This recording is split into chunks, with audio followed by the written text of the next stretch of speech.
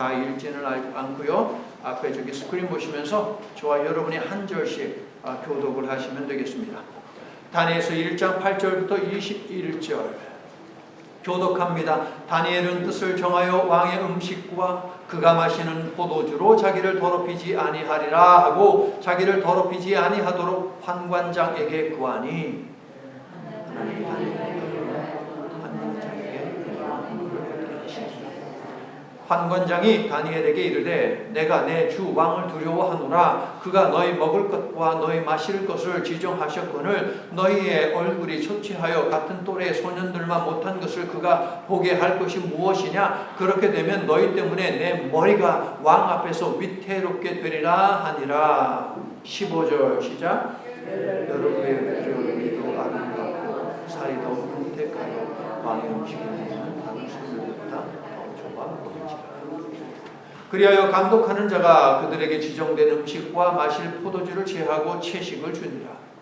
하나님이 내 소년에게 힘을 주시고 모든 서적을 깨닫게 하시고 지혜를 주셨으니 다니엘은 또 모든 환상과 꿈을 깨달아 알리라. 20절 함께합니다.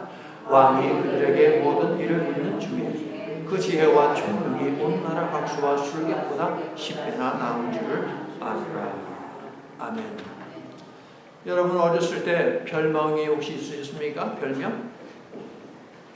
동네에서 살 때에 학창 시절을 보내면서 별명 어떻게 마음에 드셨나요, 여러분? 자, 별명은 이름을 가지고 만들기도 하고요, 생김새를 가지고 만들기도 합니다. 쉬운 예로 키가 크면 키다리, 전봇대 뭐 이렇게 불렀습니다. 키가 작으면요, 땅꼬마, 난쟁이 뭐 이렇게 부르면서 놀리고 하지 않았습니까? 자, 성이 고인데 이름이 국민이에요. 고국민, 어떤 별명으로 놀림받았을 것 같습니까? 고구마, 고구마라고 이렇게 놀림받았어요. 더 황당한 이름이 있습니다. 이름이 신중인데요, 신중 좋잖아요. 이름이 신중, 그런데 성이 임씨예요. 임신중. 그래서 살이 좀 찌거나 하면은 야, 너 임신했냐? 임신중? 이렇게 하면서 놀림받는 그런 이름. 혹시 여러분 어렸을 때 별명 때문에 속상해가지고 이름 좀 바꿨으면 좋겠다 라고 생각한 적이 있으십니까? 실제로 어떤 사람들은 이름 때문에 너무 스트레스가 받으면 어느 정도 나이가 되었을 때, 자기가 결정할 수 있을 때 이름을 바꾸든가, 아니면은 그런 성인이 되기 전에도 부모를 막 쫄라가지고서 이름 좀 바꿔달라고 맨날 놀림받는다고, 그렇게 해서 이름을 바꾸는 경우도 있습니다. 그런데 별명을 만들 때 듣는 사람, 해당하는 그 사람의 생각이 중요하다라고 생각하는데 여러분은 어떻습니까? 그 사람이 기분 나쁘면 하지 말아야죠. 그 사람이 좋아하면 할 수 있겠지만, 이스라엘이 바벨론에 의해 망한 다음에 유대인의 왕족, 귀족에 속한 소년들도 많이 끌려갔습니다. 그들 가운데 4명의 소년의 이름이 다니엘서에 등장하죠. 이 4명의 이름 혹시 여러분 기억하시는 것 있습니까? 다니엘은 당연히 아실 거고, 나머지 3명 가운데 소바나? 그 이름은 어디서 나왔대요? 예, 하나냐. 예, 한 사람 기억하셨어요? 자, 제가요, 세 사람을 묶어가지고서 얘기할 테니까 어떤 걸 들어봤는지 여러분 한번 얘기해 보세요. 사드락, 메삭, 아벳느고, 이게 하나고요. 그 다음에 하나냐, 미사엘, 아사랴. 어떤 것을 좀 더 많이 들어보신 것 같아요? 첫 번째, 두 번째. 첫 번째가 많이 들어봤어요.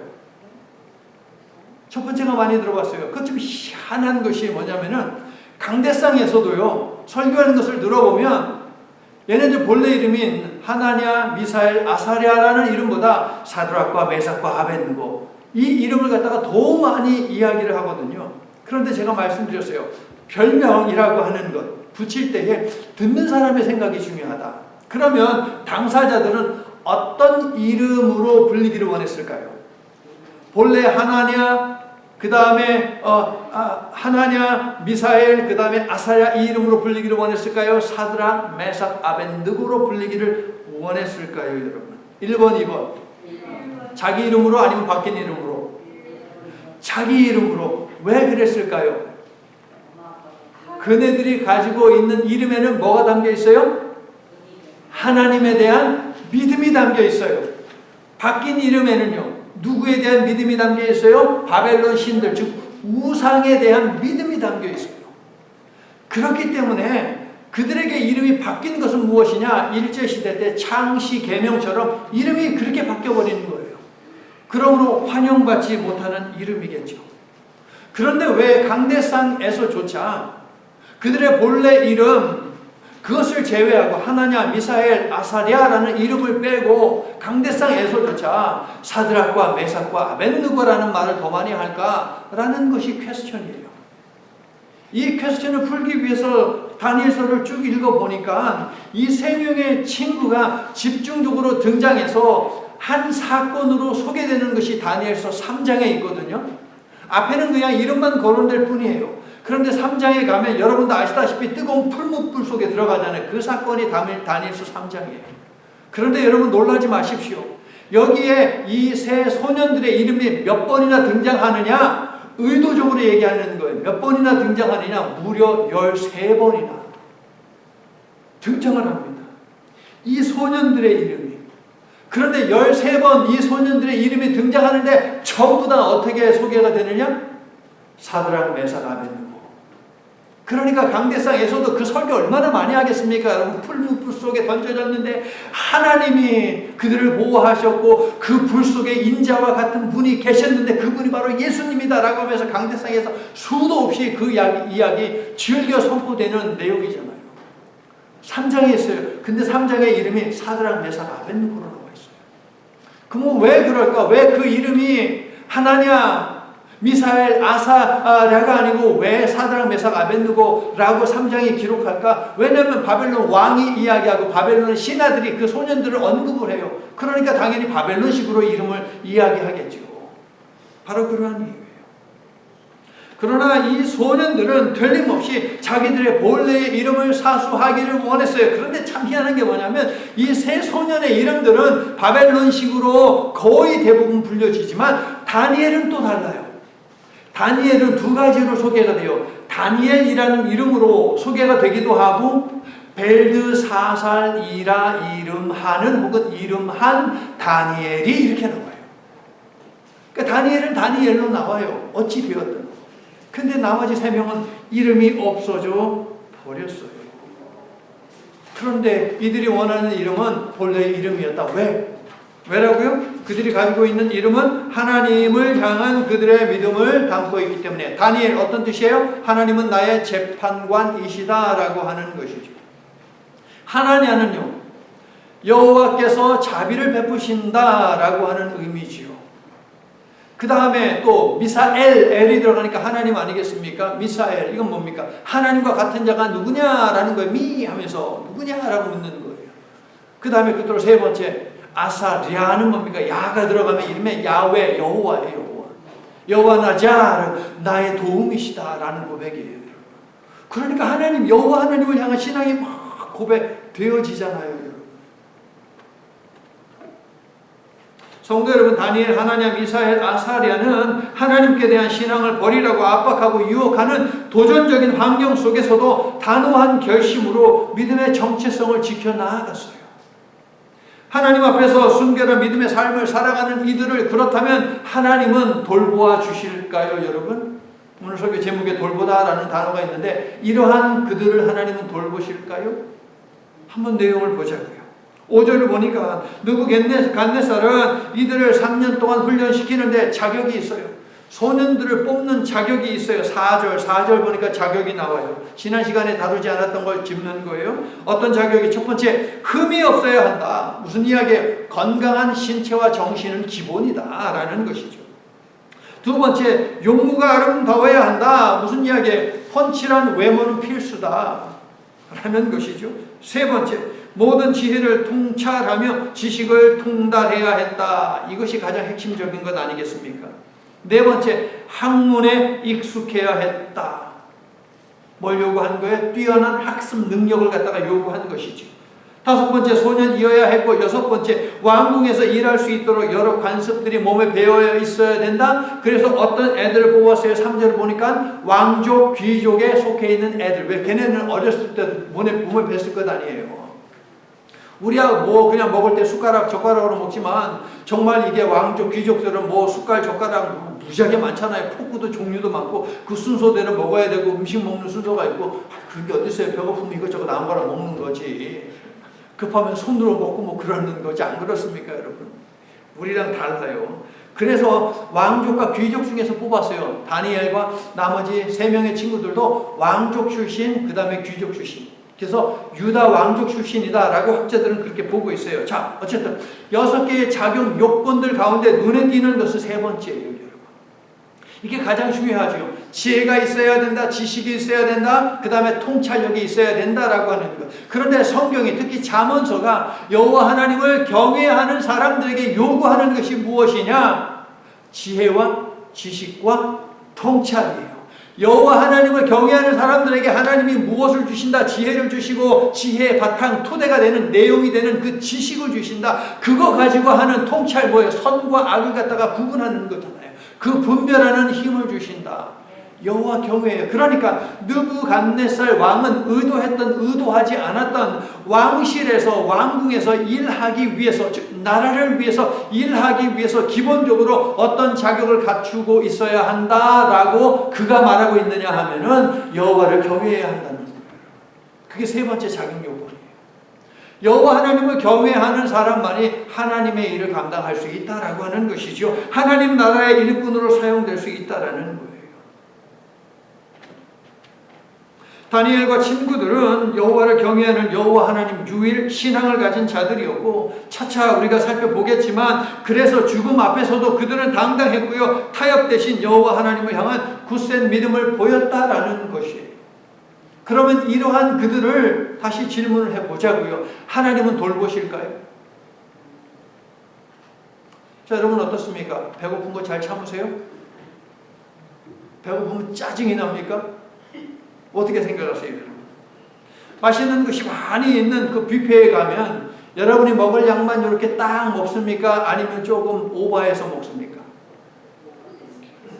좀 오버해서 먹게 되죠, 여러분? 이거 너무너무 맛있는데 이게 내 건강에 해롭다고 의사가 먹지 말래요. 그런다고 그 뷔페에 가면 안 먹습니까? 돈 낸 게 아까워서도 먹지요. 아이고, 오늘만 먹자, 오늘만 먹자. 이렇게 되지 않겠어요, 여러분? 우리 다다음 주일날 우리 오장로님이 한턱 쏘신대요. 예배 끝나고 나서 우리 저기 뿜이 뷔페에 가가지고서 예배 끝나고 같이 식사를 할 텐데 제가 유심히 볼게요. 누가 잘 참나 조절하나 제가 좀 보도록 할게요. 예, 먹는 것 이것은 사람이 가지고 있는 본능 중에 본능이에요. 가장 참기 힘든 것이 배고픈 거거든요. 그래서 사람이 배고프면 짜증이 나게 되어 있어요. 그런데 한창 식욕이 왕성한 다니엘과 그의 친구들 15세 정도 되는 나이거든요. 그냥 쇠라도 먹는다 그런 나이 아닙니까, 여러분? 이런 아이들 앞에 딱 음식이 차려졌는데요. 최고 비싼 재료와 구하기도 힘든 재료, 이걸로 최고로 맛있는 음식을 갖다가 쫙 만든 것을 상다리 부러지게 그냥 딱 한 상 차려놨다 이거예요. 난 참을 수 있다 없다? 참기 어렵죠, 여러분. 여러분 15살 그 즈음에 배고픈 시절을 보냈다면 먹는 것 참는 것, 마시는 것 참는 것, 이것이 얼마나 곤혹스러운가라고 하는 것을 여러분 틀림없이 아실 거예요. 이 4명의 소년들은요, 자신들의 이름이 바뀌는 상황에 처했습니다. 그렇죠, 여러분? 배우고 싶지 않아도 바벨론의 환경과 문화와 학문과 그 다음에 종교와 문화 등등등 이 모든 것을 배워야만 했어요. 수업에 참여해야만 했습니다. 그런 현실에 내몰렸어요. 그것뿐입니까, 여러분? 거세당하는 그런 상황에까지 처해졌는데 그 모든 것을 갖다가 적극적으로 혹은 간접적으로 능동적으로 어쨌든 받아들였어요. 어쨌든 받아들였거든요. 그런데 이 맛있는 음식은 거부했다라는 것이 오늘 말씀의 내용이거든요, 여러분. 바벨론은 세상을 상징하는 거예요, 여러분. 성경에서. 바벨론은 세상을 상징해요. 그래서 요한계시록에서 세상의 멸망을 바벨론의 멸망으로 이렇게 이야기를 하고 있거든요. 그럼 바벨론이 제공했다라고 하는 것은 세상이 제공한 거예요. 세상이 제공하는 가장 가치 있고 가장 맛이 있는 그리고 비싼 세상 모든 사람들이 부러워서 먹고 싶어하는 그 음식을 거부한다. 이건 어떤 의미일까요? 말씀드렸다시피 먹는 것은 인간이 가진 가장 기본적인 욕구입니다. 왕이 먹는 음식이니까 얼마나 신선한 것을 갖다가 사용을 했겠습니까? 재료로. 얼마나 희귀한 것들을 또 재료로 갖다가 썼겠습니까? 여러분. 한창 먹을 나이에 식욕이 왕성한 소년들 냄새만 맡아도 막 군심이 막 그냥 돌지 않겠습니까? 그런데 다니엘, 하나냐, 미사엘 그리고 아사랴는 이러한 본능적 유혹을 떨쳐버렸다. 여호와께서 우리를 보호하지 않고 바벨론까지 끌려오게 하셨는데 에라 모르겠다. 하나님도 뭐 이렇게 하는데 나도 그냥 내 하고 싶은 거 할란다 라고 그렇게 살아가지 않았다. 다니엘과 친구들은 하나님에 대한 섭섭함과 세상의 유혹을 뒤로 하고 오로지 하나님만을 의지하고자 했는데 도대체 그들은 왜 그랬을까요? 왜 맛있는 음식을 없어서 못 먹는 것을 줘도 안 먹는 것입니까? 왜?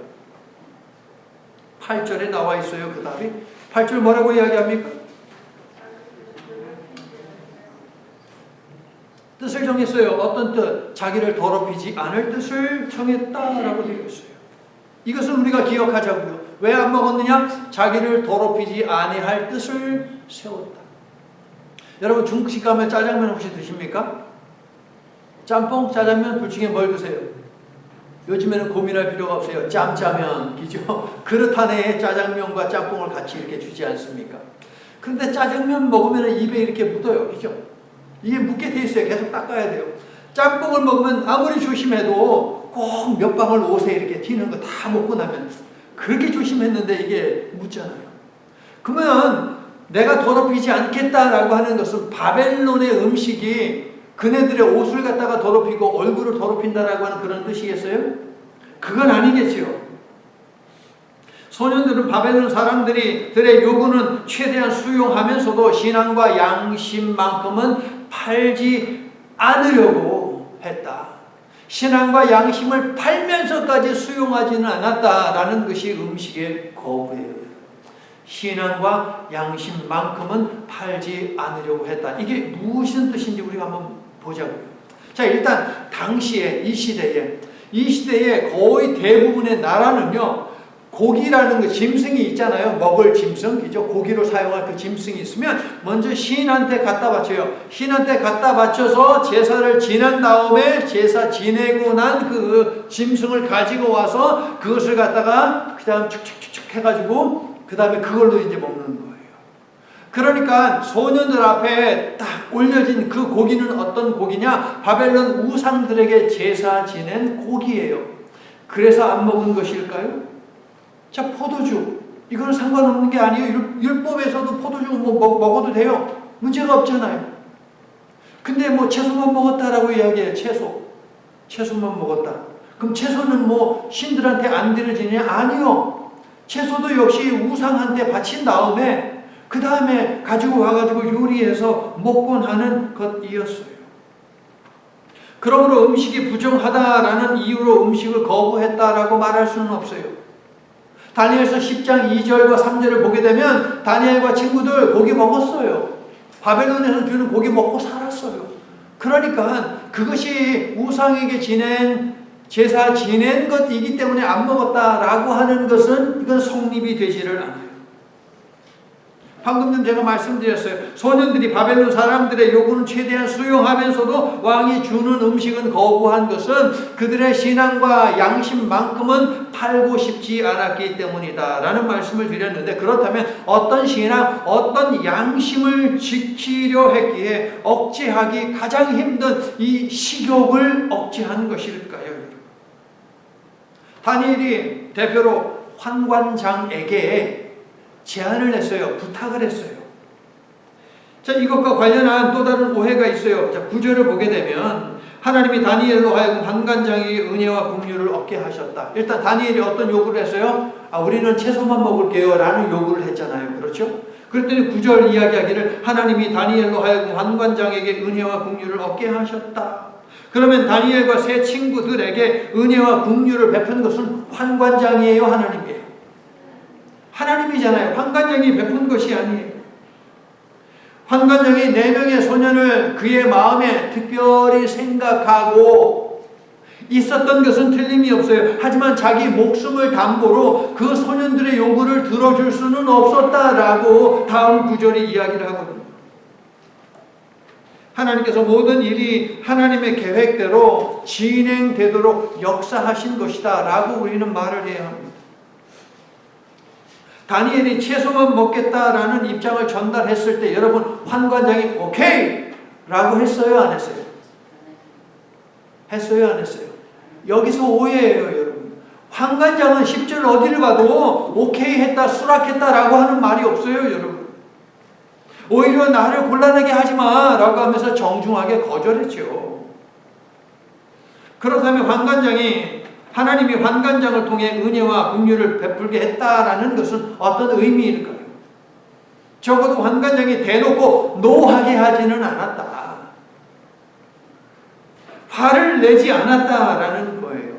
11절 말씀을 가지고 추정하건대 환관장이 그 많은 아이들을 관리할 수 없잖아요. 그래서 환관장 밑에는 여러 관리인들이 있어요. 너는 얘네들을 맡고 너는 얘네들을 맡고 너는 얘네들을 맡고 다니엘과 3명의 그 소년들, 그러니까 총 4명의 이 히브리 소년들을 갖다가 관리하는 관리 감독관이 있었어요. 이 감독관에게 얘기해봐 라고 하는 정도로 열어준 거예요. 그게 11절을 통해서 우리가 추정할 수 있어요. 자기 목이 달아날 수 있는 일을 어쨌든 금지하지는 않았다라는 것이 다니엘에게 긍휼을 베풀었다, 은혜를 베풀었다라는 의미인 것이죠. 자, 그러면 감독관은요 왜 소년들의 청을 들어주었을까요?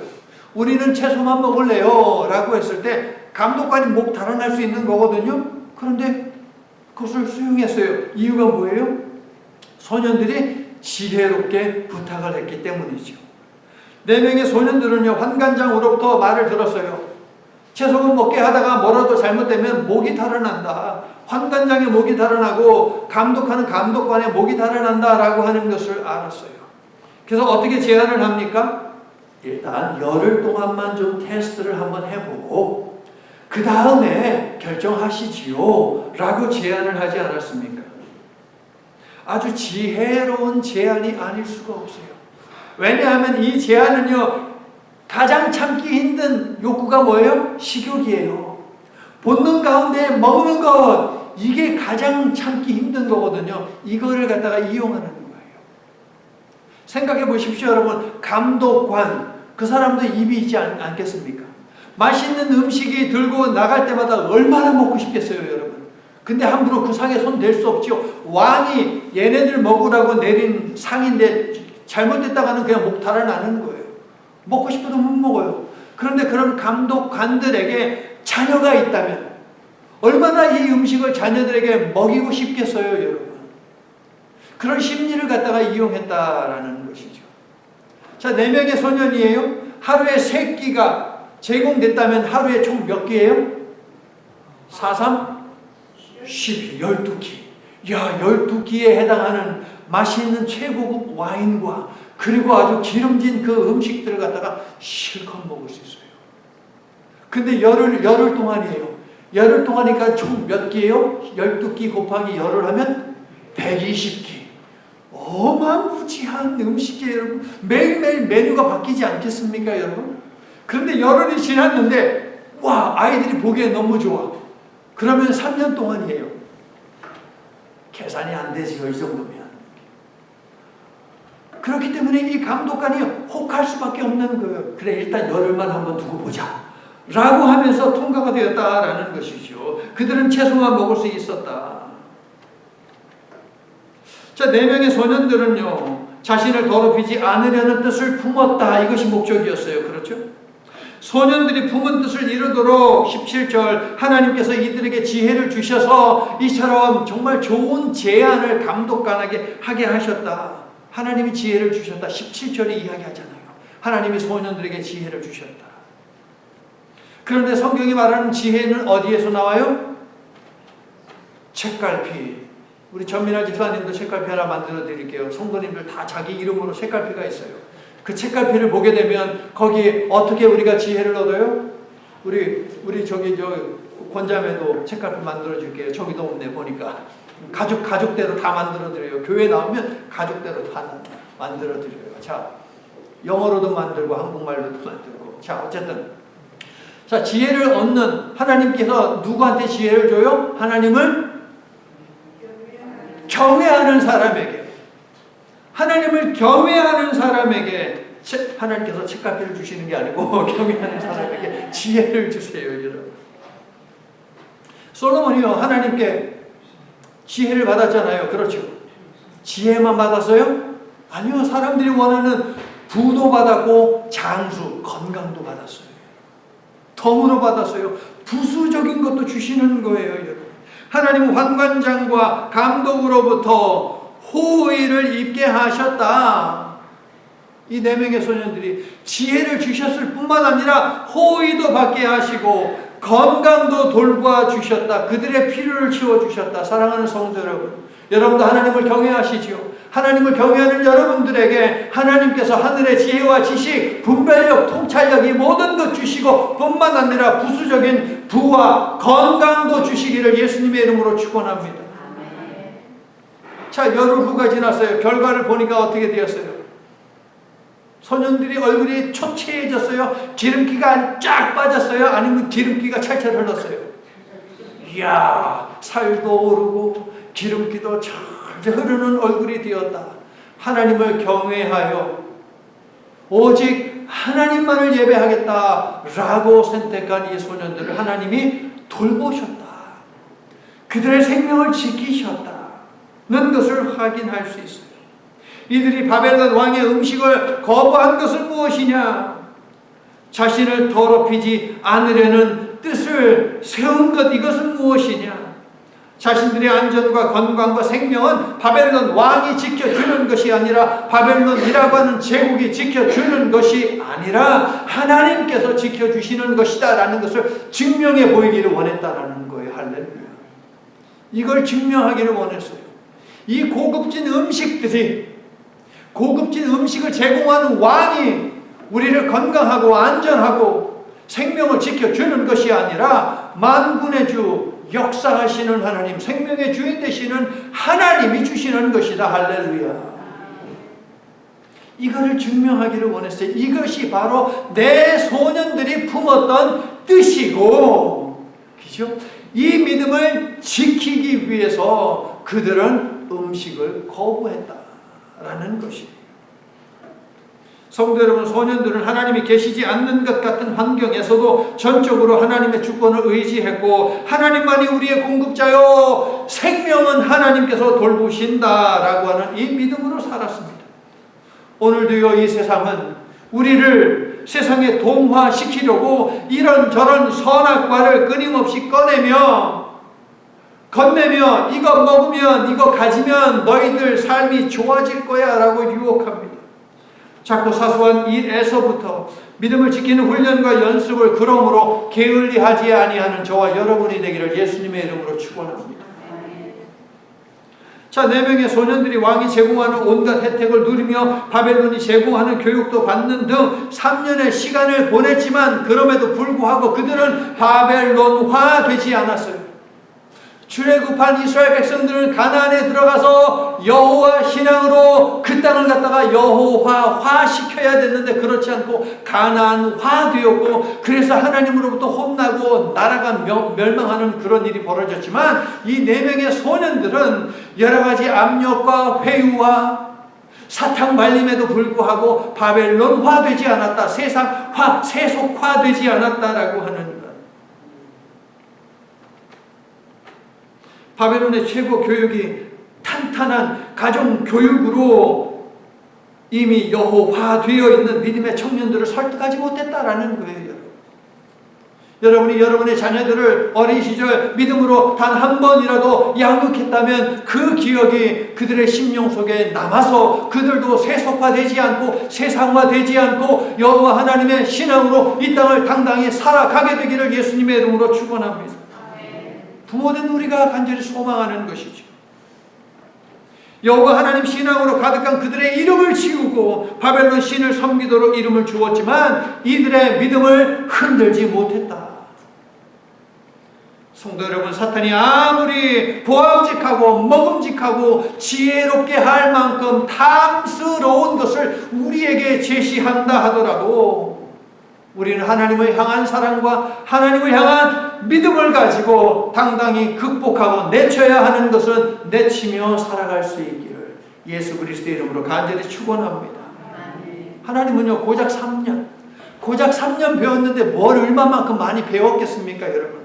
그런데 이 4명의 소년을 가르친 선생님들보다, 학자들보다 더 지혜롭게 하셨다라고 오늘 말씀이 우리들에게 알려주고 있죠, 여러분. 그렇죠, 여러분. 하나님께서 지혜와 지식을 주셨다. 통찰력도 주셨다. 그리고 다니엘에게는 특별히 무엇을 주셨다라고 이야기를 하고 있습니까? 그렇지요. 꿈을 해석하는 지혜, 능력도 주셨다라는. 그러니까 꿈을 풀이하는 지혜와 지식은 세상이 주는 것이 아니고 학자들이 주는 것이 아니고 컴퓨터가 주는 것이 아니고 하나님이 주시는 것임을 믿으시면 아멘합시다. 그래요. 세상에 누가 그 무엇이 하나님보다 지혜로울 수 있습니까, 여러분? 아무리 AI 컴퓨터 인공지능 아무리 이런 이야기를 해도 전기가 없으면 그것들은 존재하지 못해요. 배터리가 존재하지 않으면 그것들은 세상에 존재할 수 없어요, 여러분. 그렇지 않습니까? 배터리를 만드는 여러 가지 무슨 토양들이 있지 않습니까? 그거 하나님이 후 해가지고 다 날려버리면 아무짝에도 쓸모없는 쇳덩어리에 지나지 않아요, 여러분. 지혜는 누가 준다? 믿습니까? 할렐루야. 성도 여러분, 하나님의 뜻대로 살려는 결심이 이루어지도록 도우시는 분, 이게 바로 우리 하나님이죠.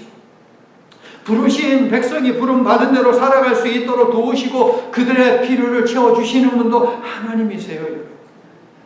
왕의 음식과 포도주를 거절한 일은 왕에 대한 반역이고 모욕이기 때문에 자칫 죽임당할 수 있는 일이에요.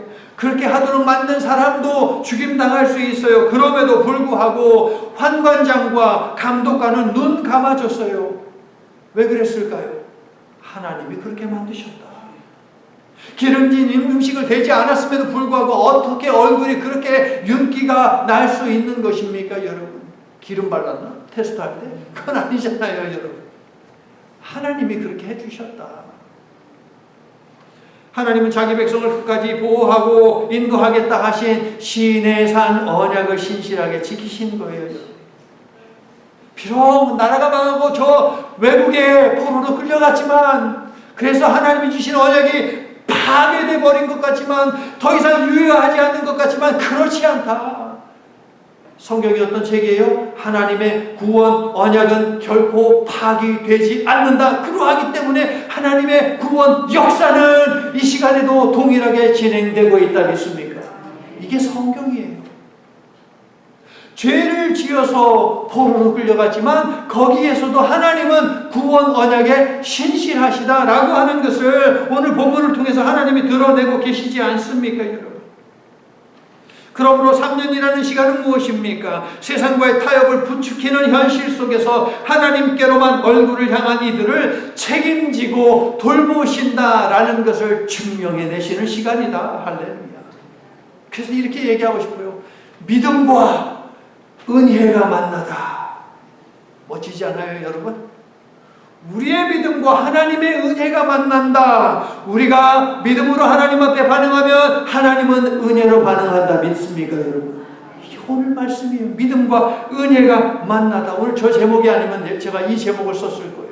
믿음과 은혜가 만나다.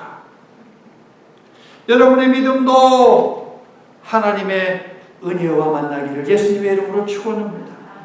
성도 여러분, 호의적으로 대하여 배려해준 상관을 만난 것은 우연이 아닙니다. 자신의 백성을 위해 역사하신 하나님의 은혜가 빚어낸 일이에요. 여러분 믿습니까? 하나님이 그들의 마음을 움직여 주신 것이에요. 사람의 마음을 움직이시는 하나님을 의뢰함으로 우리도 세상 속에서 세상을 통해 세상을 넘어 역사하시는 하나님의 은혜를 맛보며 살아가기를 예수 그리스도의 이름으로 간절히 축원합니다. 이제 말씀을 마칩니다.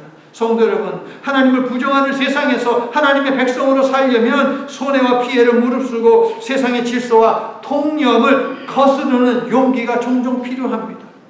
4명의 소년들은 왕의 음식과 포도주로 대표되는 세상의 풍요를 누리기보다 성공할 기회를 잃더라도 하나님의 말씀대로 살기로 결심했는데, 비록 몸은 바벨론의 포로로 있지만 정신은 바벨론에 예속되지 않은 것입니다.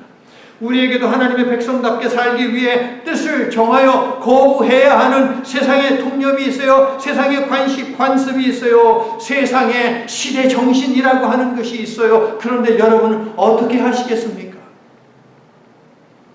하나님이 모든 일을 주관하신다. 이것이 다니엘서 전체의 주제예요. 핵심이에요. 다니엘서는 이 이야기를 계속하고 있어요. 하나님이 모든 일을 주관하신다.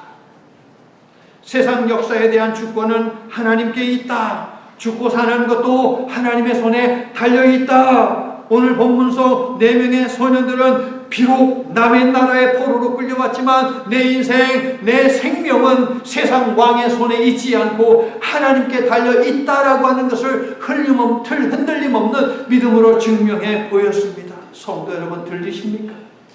눈에 보이는 실체가 전부가 아니니 눈에 비친 현실에 집착하지 말아라. 우리가 인정하든 인정하지 않든, 우리 눈에 보이든 보이지 않든 상관없이 주님은 오늘도 세상을 다스리시고 주님의 백성된 우리의 삶에 관여하시고 인도하시니 우리도 다니엘, 하나냐, 미사엘 그리고 아사랴처럼 내 생명, 내 인생, 내 가정은 하나님이 돌보신다는 믿음으로 살아가기를 나사렛 예수 그리스도의 이름으로 간절히 축원합니다.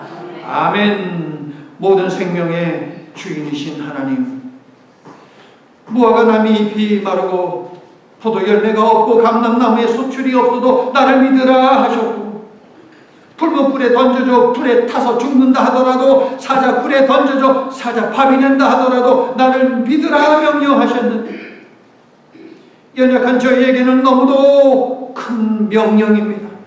그러나 우리가 결단하고 그리할 때 채우시는 하나님, 함께 하시는 하나님, 돌보시는 하나님을 경험하게 됨을 하나님의 말씀이 특별히 오늘 본문이 개런티하고 있습니다. 우리도 그 은혜의 손길이 우리를 잡고 인도하고 우리를 덮어 보호하고 우리에게 능력을 주어 승리와 성공을 맛보게 하니 이 맛을 지속적으로 누리도록 흔들림 없는 믿음으로 살게 하여 주시옵소서. 예수님 이름으로 기도드립니다. 아멘. 다 함께 일어나셔서 찬송가 3. 언약을 기억하시어 자신의 백성을 인도하시고 보호하시는 하나님 아버지의 변함없으신 사랑과 십자가 고난과 죽음의 길조차도 순종하시어 생명의 주인은 하나님이심을 만천하에 알리시고 영생의 나라를 활짝 열어 우리를 초대하시는 예수 그리스도의 풍성하신 은혜와 선택해야 하는 삶, 걸어야 하는 길을 알려주시고 용기와 지혜를 주시는 성령님의 돌보시는 은총이 고난이 연속되고 장기화된다 하더라도 그래도 여전히 하나님을 믿고 말씀을 붙들고 살기로 작정하고 결단한 성도들 위해, 저들의 건강과 가정, 계획하고 행하는 모든 일들 위해, 그 일과 관계된 모든 사람들 위해, 그리고 저들이 이 일을 위해서 내딛는 모든 발걸음 위해 이제로부터 영원토록 함께해 주시옵기를 간절히 축원하옵나이다. 아멘.